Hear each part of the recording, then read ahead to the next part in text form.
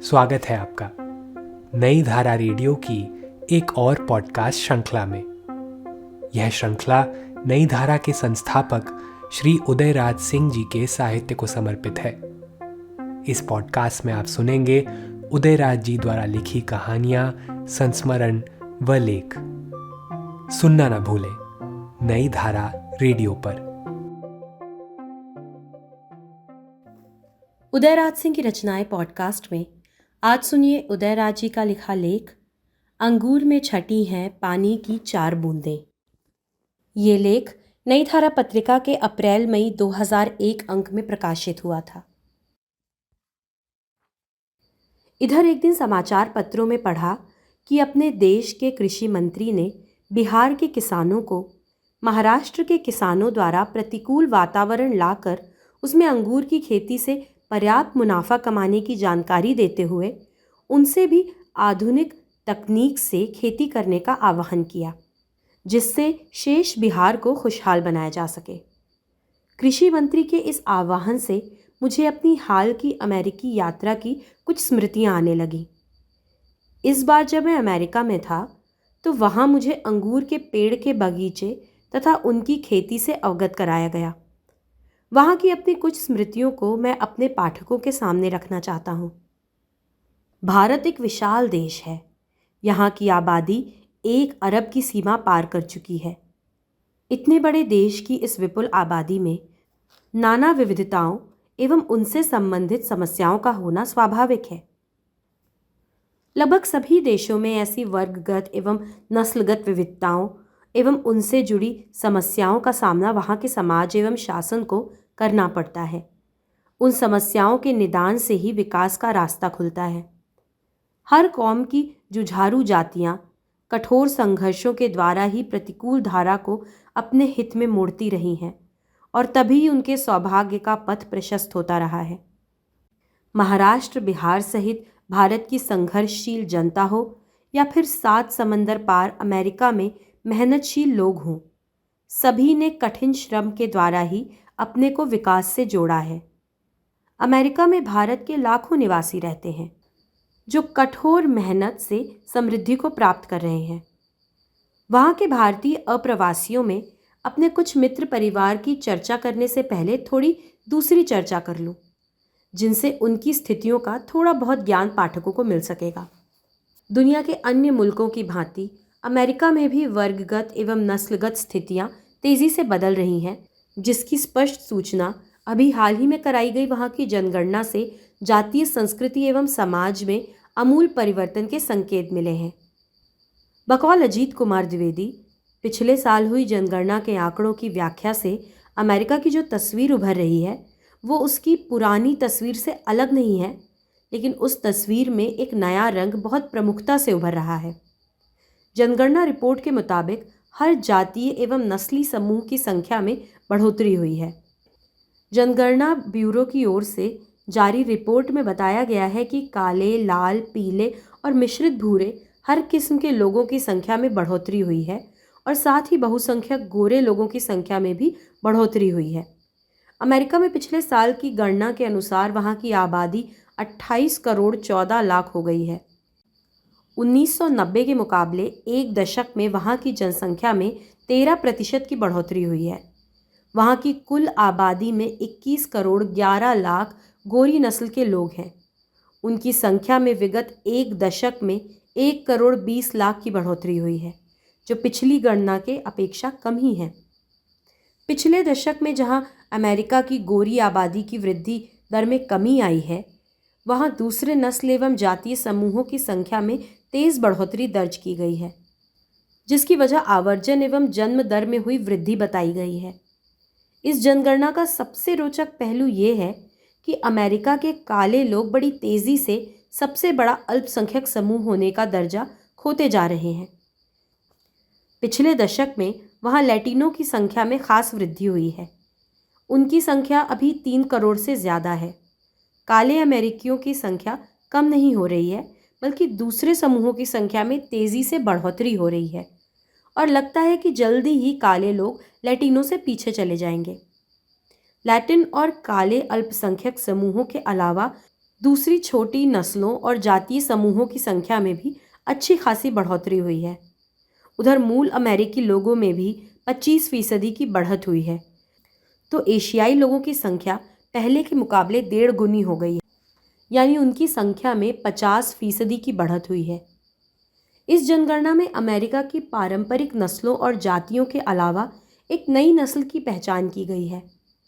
वास्तव में अमेरिका जनगणना में पहली बार ये व्यवस्था की गई थी कि कोई आदमी अपनी पहचान 2 या 3 नस्लों के प्रतिनिधि यानी मिश्रित नस्ल के रूप में दर्ज करा सकता है।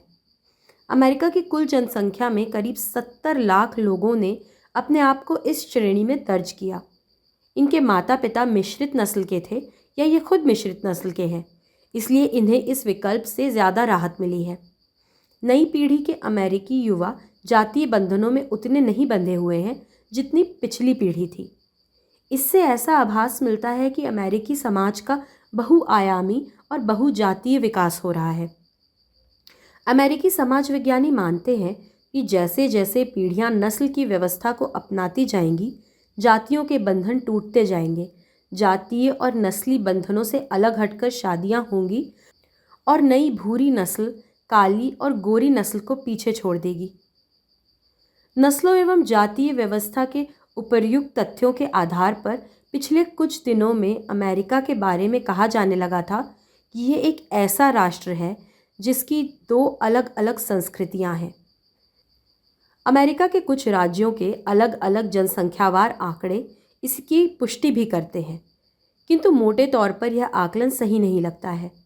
हाल ही में हुए अमेरिकी चुनाव के ताज़ा राजनीतिक रुझान से इसे समझा जा सकता है। चुनाव के समय मैं अमेरिका में ही था और वहाँ की विभिन्न नस्लों के लोगों की प्रतिक्रियाओं को जानने का अवसर भी मुझे मिला।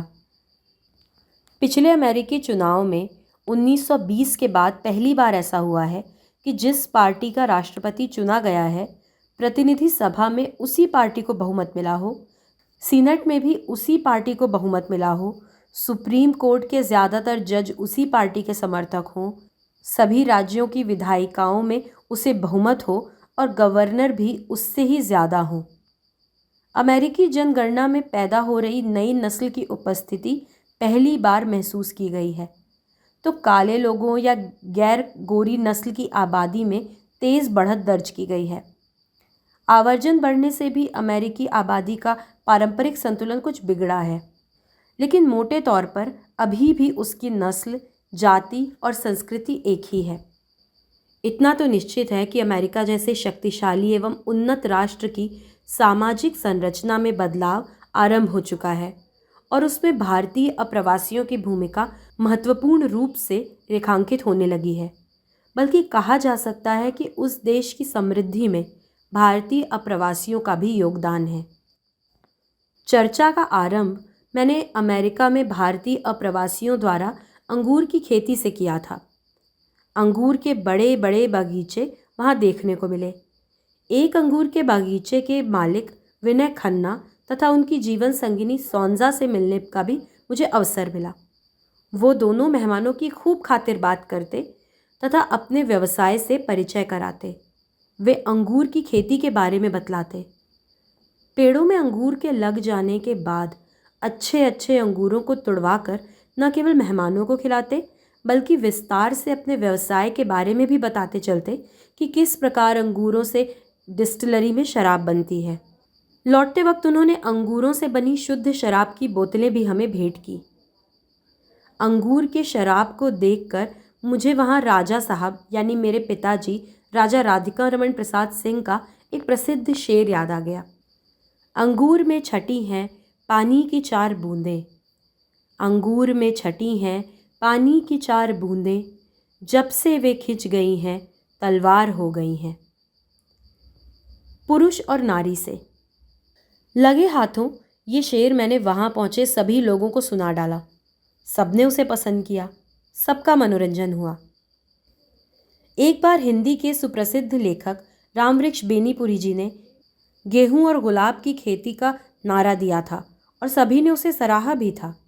उसी तरह हम भी विनय खन्ना एवं महाराष्ट्र के किसानों की तरह अंगूर की खेती करने की सलाह देते हुए उससे बनी शराब की ओर भी पाठकों का ध्यान आकर्षित करना चाहते हैं।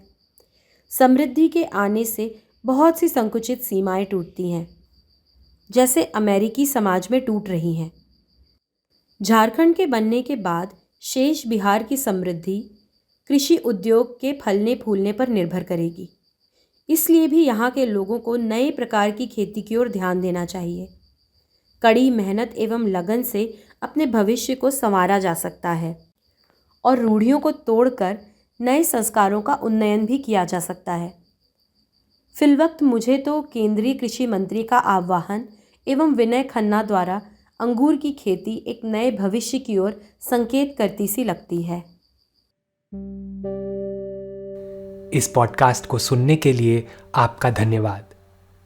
हम आशा करते हैं कि हमारी यह प्रस्तुति आपको ज़रूर पसंद आई होगी।